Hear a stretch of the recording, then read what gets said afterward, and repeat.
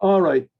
So we're learning about God here, right? We're learning about God and that God wants us to serve him, to serve God.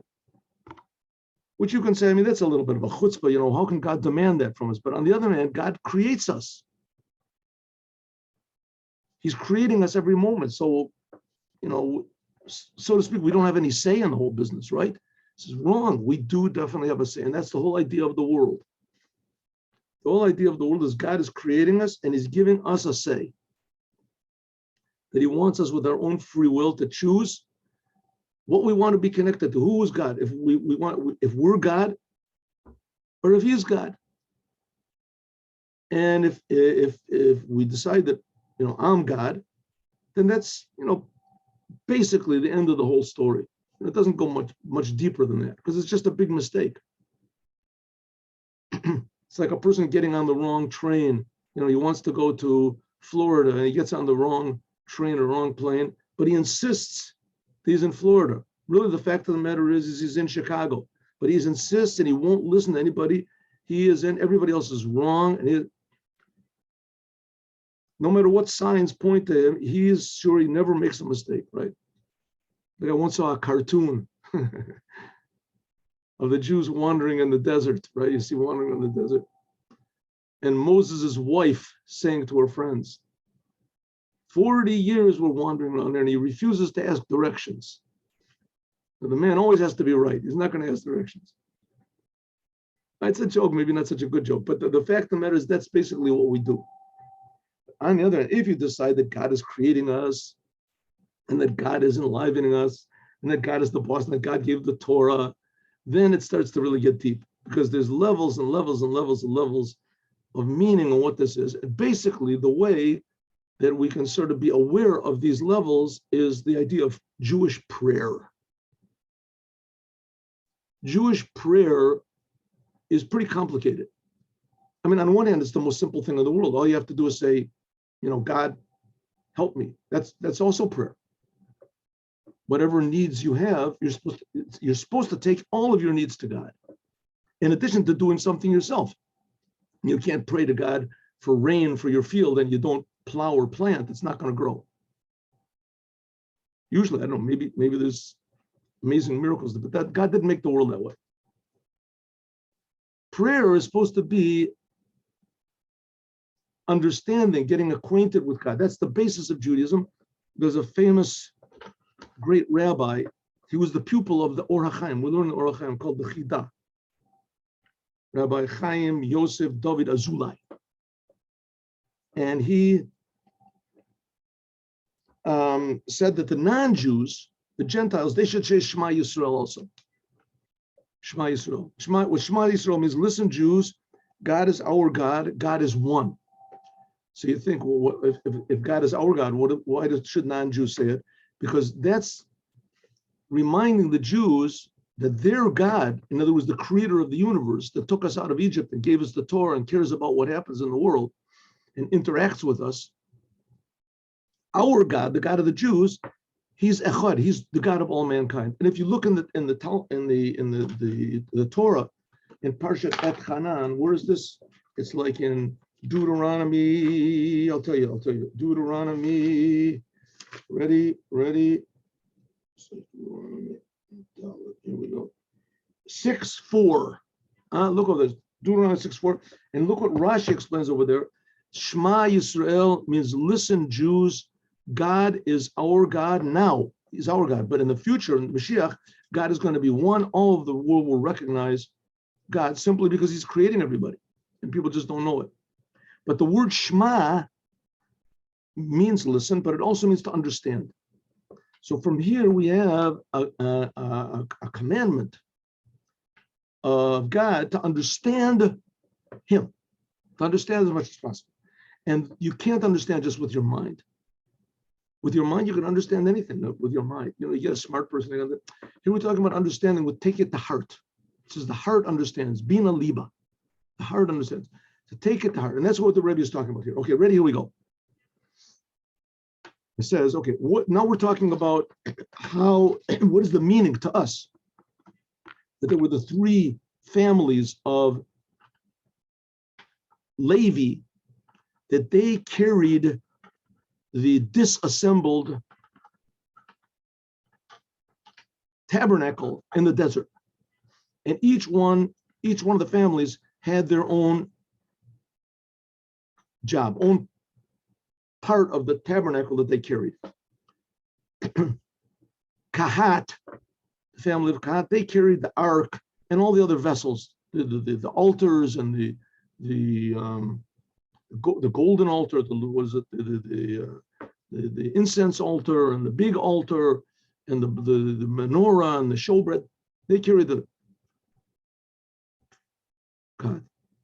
Merari, they carried all the boards that made up the tabernacle, the boards, the walls of the tabernacle, and also all the posts that held up the curtains that covered over the tabernacle, and also the curtains that were made this big courtyard around. Remember, we talked about it yesterday.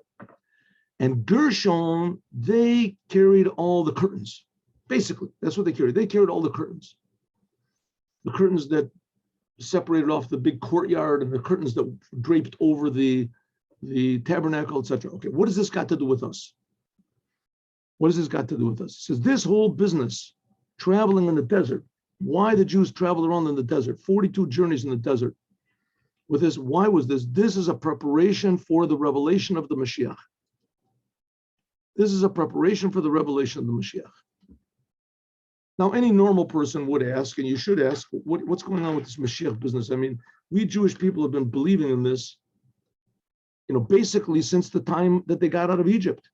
There's supposed to be this man is supposed to come out. It could have been Moses. It's supposed to be this person just like Moses, and he is going to build a third temple. In this case, it would have been the first temple. He would have built the temple, taken the Jews to Egypt, and the whole world would recognize the Creator. And the whole world would recognize the truth of the Torah. By the non-Jews, it's 7 Noahide commandments. The whole world will realize. And it hasn't happened.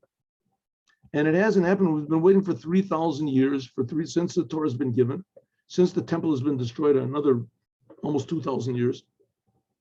And it's not happening, which is an ample reason to say it's never going to happen. But we have to open up a new aspect of our so-called faith, emunah.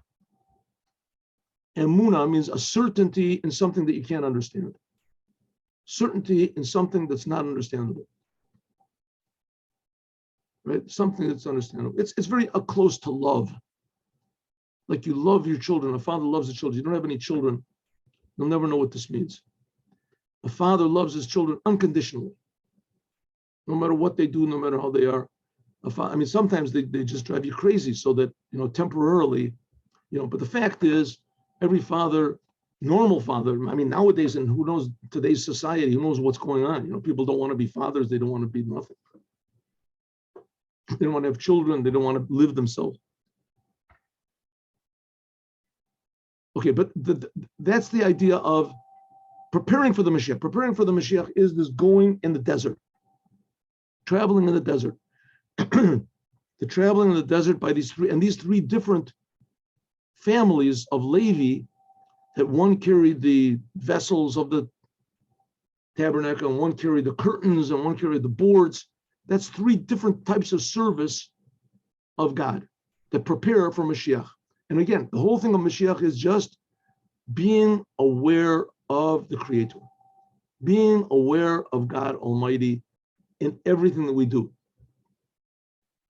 We were just talking about, there's these videos, of people that never heard before, and they put these things on their ears, and all of a sudden they do an operation. All of a sudden, first time they turn it on, and the person hears, wow, they just cry. And there's people that they're colorblind, and they give them glasses, and they just suddenly see colors. The sounds are there. What's the big deal? The sounds are there. The colors are there. So this guy can't see it. So what? It doesn't change it. What do you mean? So what? That's the whole thing, is that we should perceive, that we should be in tune with reality. So the beauty and the godliness and the love and the meaning in the world that's here, we don't see it. We don't see it. You can't see it with your eyes. You can't hear it with your ears. It's a different type of a color. It's a different type of a sound. It's a different type of a reality that's so good and so all-encompassing and intense and real that we just don't even believe there is such a thing anymore. But there is, and that's what we're going to see. We're going to get to that by means of Gershon Kahata Morari, by these three things. Here we go. Okay, first of all, the world conceals over God. The world conceals over God. That's the way God made the world. When God made the world, he spoke. That's what it says in the Bible. He spoke and created the world. What this means Kabbalistically, we talked about it a little bit, but nevertheless, the creative forces of God are called letters. And God spoke. And because of these letters, so that's what's called the 10 utterances of God. It's low, by us, it's total concealment. But it's low, but by God, Ein Hester, there's no concealment whatsoever. If so, in the future, when the glory of God as the Creator will be revealed, this is the revelation of the essence of God, the speaker, who the one, the creator, not just the creation. And this same God that's creating, he's creating all the angels too. In that respect, all the angels and all the heavens, and it's exactly the same thing as a pebble on the seashore or whatever. It's just creation. But we don't see the creator, but when we do feel and perceive the creator, azai then, mimela automatically, lo yastir shum hester klal. Well, nothing will be concealed at all. There'll be revelation of God. Gam ba'asiyah. Also in this physical world. Asiyah means the physical world. Ad until sheyiru kol basar, until all flesh will see. Afilu hasagas sichlo agashmis. Even with human intelligence, human comprehension, we will comprehend the physical. We'll comprehend godliness. Godliness will be a physical reality. How this is going to be, I have no idea, but it'll become. Okay, in order, this revelation will be in the future.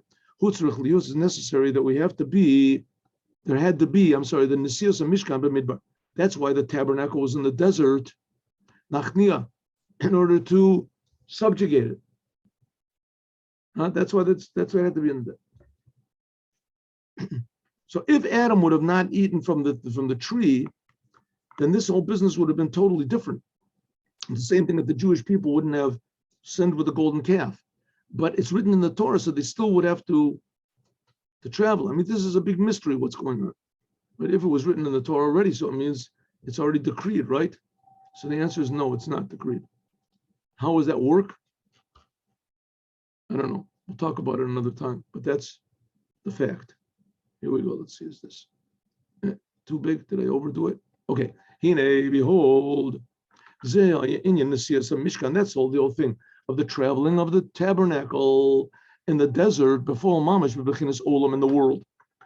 And similarly, it is Akshav now, Baruch is spiritually Bebechinas Nefesh. Good. This story about the traveling of the disassembled tabernacle in the desert. This happened like 3,300 years ago. What about now? It says now it's the same exact thing, but it's spiritual. Mishkan, because there is what's called a holy temple, a tabernacle in every single person, especially in every single Jew. The Jews are the example for the whole world. Where was the temple? In Israel, in Jerusalem. The temple wasn't in Chicago or in Rome or some other place. So the Jews, they've got the whole secret to this whole business, how to bring all mankind to feel the Creator. But they have to do it in this orderly way, according to the Torah. That's the whole idea of the traveling of the tabernacle in the desert. And right now we have the same thing. We have a holy temple inside of us, and we have to make this travel through the desert. What's it going to be? Let's see. It says, it says, you should make right in Parshas Truma, make me a holy temple, and I will dwell within them. Tell the Jewish people they should make a holy temple, I will dwell within them. So you can say, what does it mean inside of, it means that there'll be among the Jews, there'll be a temple. But it should say, make me a temple and I'll dwell in it. Make me a holy temple and I'll dwell inside of it. Why does it say I will dwell? God says, make me a holy temple and I will dwell inside of them. This God is speaking to Moses. But it doesn't say I'll dwell in it, but inside of them, inside of every single Jew. Every single Jew, Mishkan, has to make a tabernacle, a temple in his soul. Now, this exists in some form in everybody, but like I said before, the Holy Temple was only given to the Jews only in the land of Israel. The Jews are special. The Jews are God's chosen people to educate the whole world what God is. As it is now, the non-Jews, billions of them, they worship all sorts of bizarre things. You can't blame them because the Jews aren't teaching them any different. They have no idea what it means to worship your creator, right? There's billions of people that worship some man, person, because he's going to get them into heaven. You're supposed to worship only your creator, right? The Almighty. The U.S. has long led the world in the number of children that took the Jews out of Egypt. You won't mind if I turn off this thing 1 second. How do I do this? There is a way. There is some way to do this. 1 second. Oh, here we go. Here we go. I'm going to have to mute some people. I'm sorry. Nothing personal. Nothing personal. There we go.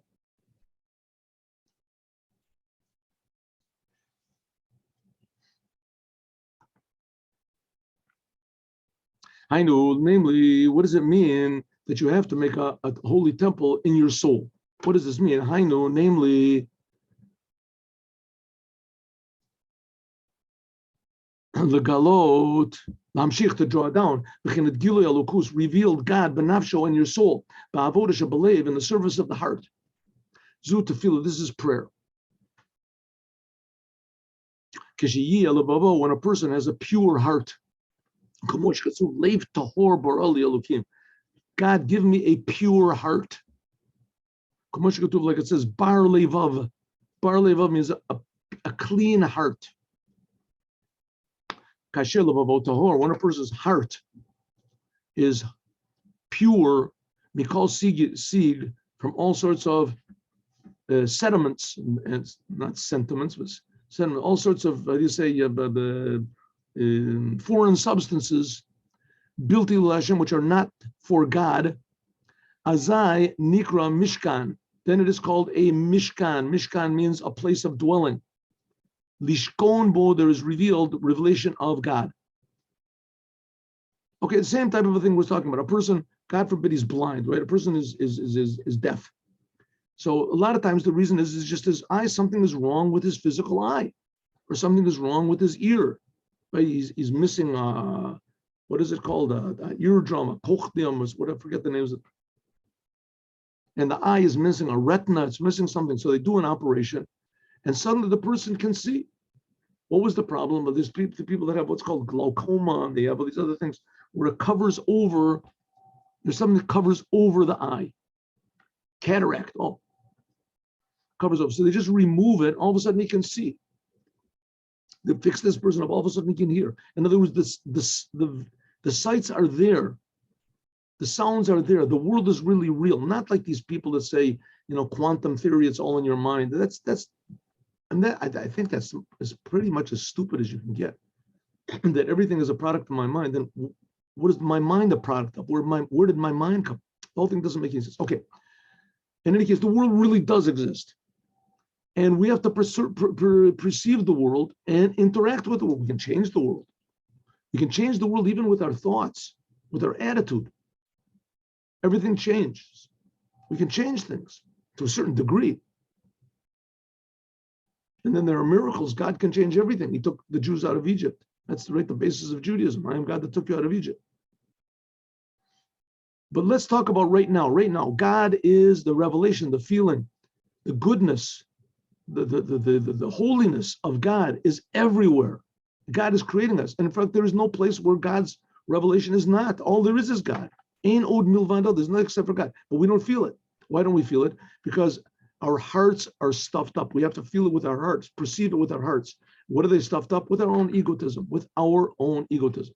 It says the way a person can block out the whole entire world is just putting your little finger in front of your eye. That's it, the whole world. Like it says, Naki kapayim b'par levav. You have to have clean hands and a pure heart. Yisa bracha will receive the blessing from God. The Pirish, what does it mean? A blessing, who amshacha, revelation of the, drawing down the revelation of godliness in your soul. Huh?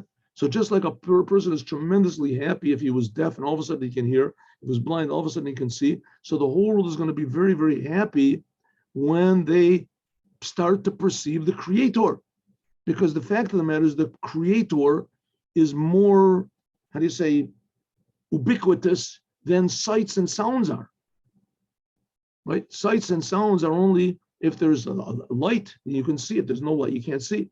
Sounds are only if somebody's talking or something. There's no one's talking. But God is always there, everywhere. God is creating everything. What this means exactly, how it is in our soul, I don't know. I mean, I imagine it's something like, a person, his son comes back. They thought his son was gone, dead, whatever. All of a sudden, his son comes back to him, right? Or children united with their parents. It's a type of a happiness that's indescribable. If you don't have any parents, you don't have any children, it's indescribable. It's a new feeling of connection, reality. All of they said by means of this, when a person cleans his heart, by means of this, it pushes away, it pushes away the concealment of the animal soul. And it was the animal soul keeps sending all sorts of impulses and ideas and urges, but you just don't pay any attention to it. Hamaster umavdil v'nira lo ha'olam, and the world seems to be lebechinas yesh v'davar nifrat, to be something separate.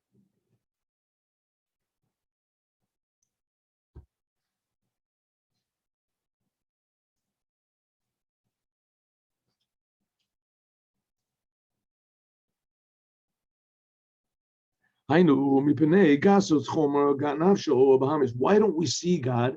Why don't we feel God? If he's so everywhere and he's so obvious, and then why don't we see him? It says because of the physicality of what's called our animal soul, our selfishness. Selfishness covers over. But when a person's heart is clear, and he sees in seichlo how it is, it doesn't hide really, like it is before, that everything is really in front of God like nothing, by means of refining and purifying our heart. What does it mean? Getting rid of all these stupid, selfish ideas. I once heard a lady, she was complaining about her husband. They had a wonderful marriage. They had beautiful children. They had everything that you wanted. And this somehow or other, there's this lady that hooked onto her husband, and she would stand outside of the window and she would whistle to him. This lady tried everything she could, just nothing would help. The same thing the other way around. A woman can be successfully married and have a wonderful family and a wonderful home, and all of a sudden she decides she wants to go and sell herself on the street or go to whatever. And what can you do? Right? You can talk to her. Listen, it feels good. I enjoy it. Leave me alone. But you're wrecking your family. You're wrecking your faith. There's no faithfulness. It's not going to last long. It's not going to last long. I don't care. As long as I have a good time right now, I don't care what's going to happen tomorrow. It's an insanity.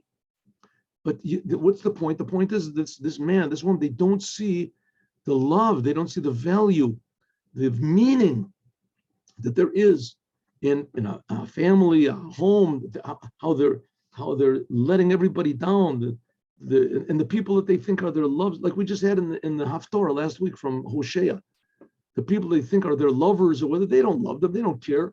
The same thing, the world is a big trick, but we like it. It's good. Here you see the Jewish people, they got out of Egypt, they received the Torah, they saw God, and 40 days later, after they saw God, they worshiped the golden calf. Did exactly the opposite. Why? Because it felt good. It felt good. Didn't make any sense, but it felt good. That's the whole idea of a stuffed up heart.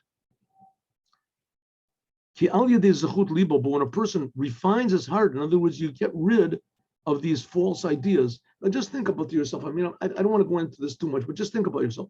Here you got this lady, right? And she wants to go and take drugs and sell herself on the street, and she's having a great time. There's every whatever is a couple of hours, there's a new fellow, and she's making money, and it's action all the time, and it's a little bit dangerous, but she's just going to sit at home and do what?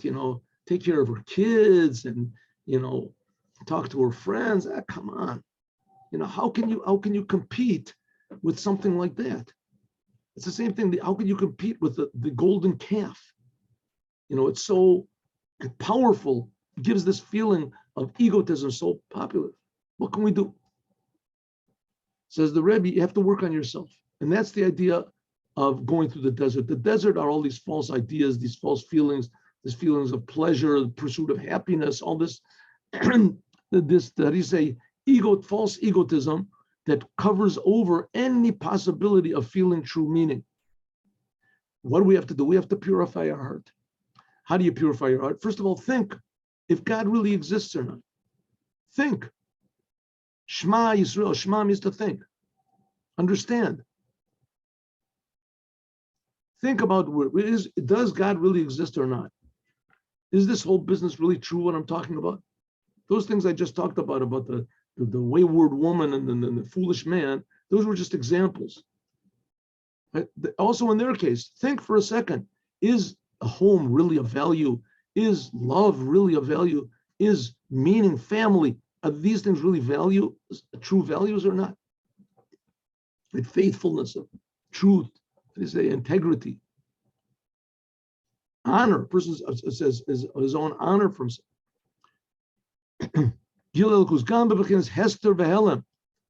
Says this by means of a person purifying his heart, that gives a chance for God to do something. Let God do something. You don't have to do the whole thing yourself. You want to do the whole thing yourself, God forbid, who knows where it could end, right? On the streets and standing in the shadows. God is Hester ve'elim.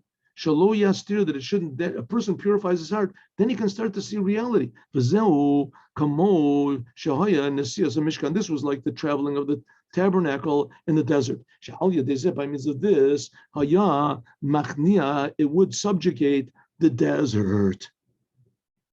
Ukadai akahu, also in our soul now. Hachnas and Yetzer Hora, in order to subdue, to subjugate the selfish impulses that we have. Shu gam kein bechinas midbar. That's like a desert. Shu eretz lo zerua, which is a place where nothing can really grow there. Hainu amasim v'diborim v'machshavos, namely the thoughts, the deeds, the speech, and the thoughts asher lo Hashem, which are not to God. Zeo, that's what it means. Asher lo yeshev adam sham. That's why a desert is a place where no man can dwell. That's the idea of idolatry, right? All these other religions, what's wrong with them? What's wrong with them? What's the problem? What's the problem with Christianity and these things? Why? So it's idolatry. So what? What's wrong with idolatry? What's wrong with it? What's wrong with the golden calf? What's wrong with these things? What's wrong with it is it's pure egotism. You're doing it just for yourself. You're not doing anything for God. Everything you do is in order to go to heaven, in order to get a reward, you're afraid that maybe I'm going to go to hell, and maybe I'm going to get cursed, right? You're afraid of the future. You're not doing anything. You're not purifying your heart. You're not letting God do anything. You're doing it all yourself, for yourself. That's the whole idea. That's what it means. Lo yeshav adam sham. That's what a desert is. A desert is a place where no man dwells there. Adam, like it says, al tamota kisei tamut mari adam. In the vision of Ezekiel, it says that he saw, also Isaiah, that he saw a big throne, and on the throne was an appearance of a similarity of man. This man that he saw, this is what's called the aspects of God as he is in the world of Atzilut, a spiritual aspect. Lo yeshav sham, that this man, namely the man, the creator of the world, cannot be there.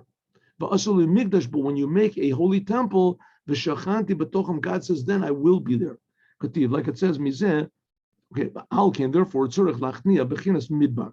Therefore, we have to somehow or other subdue this desert, this wasteland, which is caused by our heart, that's stuffing up our heart. It's not easy. It means you have to have faith. It means you have to have faith. It means that you have to jump into the unknown a little bit, right? Again, to take this extreme example, this lady that goes and takes drugs and sells herself on the street, she pretty much knows what she's into, what's happening, right? I mean, it might be a different customer each time, something like that, but she's, to throw herself onto God, to say, listen, I'm not going to do this anymore. I'm stopping this. It's very, very difficult. To stop any addictions is very difficult because you're jumping into the unknown.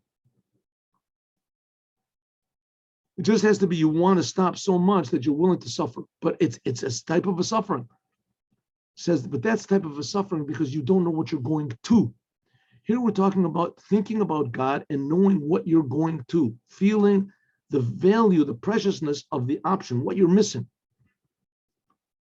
That's what it means. Make me a temple and I'll dwell within you, namely inside in them, in each one. Therefore, you have to subjugate this level of the midbar, the desert.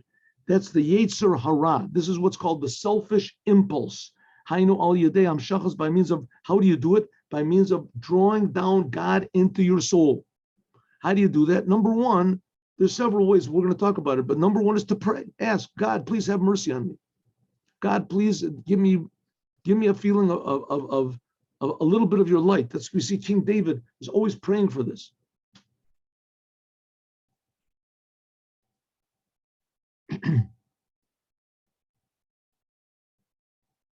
Okay, oh, behold, the Mishkan. Why I just skipped? This is the comment of the third Rebbe of Chabad. He was the grandson. He was the third Rebbe. He was the grandson of the first Rebbe. So he made this commentary, which we can actually do. But I wanted to just make a little bit of progress here. Let's see. 1 second. Where did I go? Behold, the Mishkan, in the tabernacle, there were three things. There were the Karshia Mishkan, there were the walls, the boards. Those were carried by Merari, we said. There's the Urios Mishkan. There were the curtains, they're carried by Gershom. And there were the Kalim, and they were what we call the vessels, namely the ark, the menorah, the candelabra, the altars, inner altar. First of all, let's understand what are these krushim. Now we're going to talk about our soul. First of all, let's talk about these boards. They're called shitim, wood standing up. They are like the angels. The angels are standing. The angels are also standing, like it says, Serafim Omdim. The angels are standing. That's why when the Jewish people, when they pray the Amida prayer, they put their feet together. It's supposed to be simulating the angels. Like it says in the Midrash Shir Hashirim, Rabba Sofa, in the end of Tze'an of Varana, Lamailad, says that the Serafim Omdim, it says that these angels, which are called the burning angels, they're standing. Just like the angels in the upper worlds are standing, also below in the tabernacle, Atse Shitim Omdim, there were these Shitim wood. How do they translate it in English? I don't know. Cedar wood, acacia wood. Huge, very heavy boards. Well, Parish, what does it mean, Serafim Omdim? What does it mean that the Serafim, these angels called the burning up, I think they call in English flames. These angels, Omdim, what does it mean the angels are standing? Kamamar, like it says, Vasher Masharsav, Kulam Omdim Barum Olam. It says the angels are all standing in the highest levels of the world, Umashmim Biyir, and they listen in fear. What does it mean? Ki en amida elashtika. That's what they're standing means that they're quiet. Stand still. Right? Stand. Attention. Stand. Nobody says anything. What does it mean? Shtika, quiet. Ainu bechinas bitol ha'atzmut b'kol b'kol. That you're totally negated. Totally. Right? You tell somebody to shut up, keep quiet, means you don't talk. You want to talk, don't talk. That's what the angels are. The angels are totally negated to the Creator. They feel that God is creating them. Shelo yehe la'adam ratzon acher. There's no person doesn't have any will. Zulat except ratzon Hashem, a will to God. Like it says, I don't just want to be with you, God. I don't want to be existing at all. I just want you. Like it says, you negate your will in front of the will, like in the army, right? You surrender what you want to do to the commander. The reason that this is called Amida is when there is love and clinging to God. This is what's called walking. Like it says by Abraham, Abraham was dynamic, moving. But before you start to love God and appreciate God, you have a positive relationship with God. First of all, there has to be standing. What does it mean? Stop listening to yourself. To stand and just be quiet. Don't follow your urges. Don't follow your desires. How do you say? Defy your nature.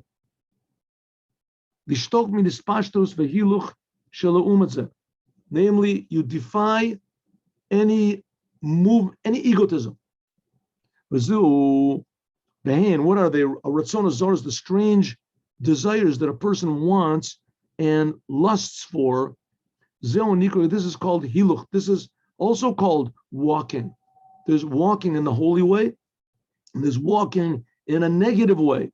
Like it says, Vayovo halach leish ha'ashir, like it says in any case, it means this is the walking of the bad side, like going on the negative, wrong side of the road.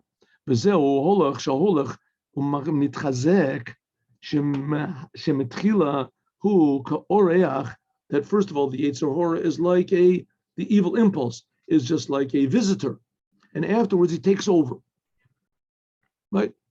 There's a little visitor. You're a little bit bored one night. Right? Let's go and see what's going on. Let's see what drugs are like. Let's see. But Tzorech Leaf, there has to be Meshalchi Regel, Hashur, V'Chamor, Hainel Minoah Hiluch, Yetzer Hara. You have to tie the feet of the ox and of the donkey. In other words, you don't start walking in the wrong direction. Kadei sheyit hapech mehiluch zeh liot hiluch belukut. You stop walking in the wrong direction. You start walking in the direction that God wants you to. How? First of all, you have to stop. First of all, there has to be amida. You have to stand. How do you change direction? You have to stand. You have to realize your mistake, and you have to stand. Right? You realize you got on the wrong train. What are you supposed to do?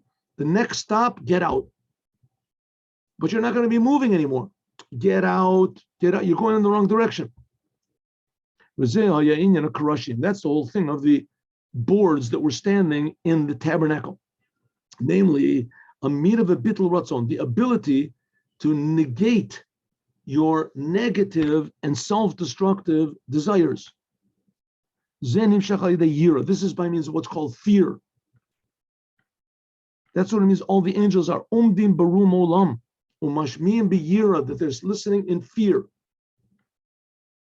This is the service of what's called marori. Marori comes from the language of bitterness. Marori, no se'akrashim. In order to come to this fear of God, the Amida, and to stand and stop doing bad things, this is by means of mariros, bitterness.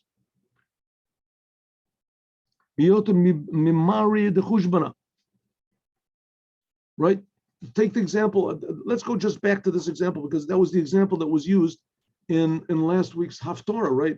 Hosea, he said bad things about the Jews. So God said, go into the market and marry a prostitute. He picked it, even says her name. And he marries the prostitute. He says he has all sorts of troubles from her, but nevertheless, he has children with her and he loves her.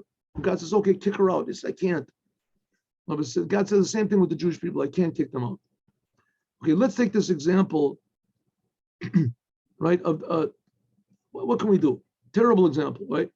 But this lady's having a great time. She's standing on the street and she's, exposing her, and she's got all sorts of interesting and customers and things like that. All of a sudden she thinks, what am I doing? This whole thing is a big waste. This whole thing, the whole thing is a big fake out. These people don't like me. They don't appreciate me. These drugs, they're not true pleasure. I'm just disgracing myself.